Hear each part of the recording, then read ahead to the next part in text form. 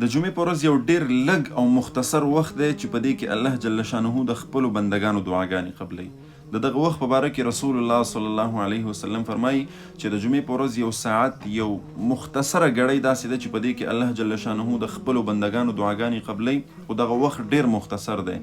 او رسول الله صلی الله علیه وسلم فرمایي چې د کم انسان د دغه وخت سره موافقت راغی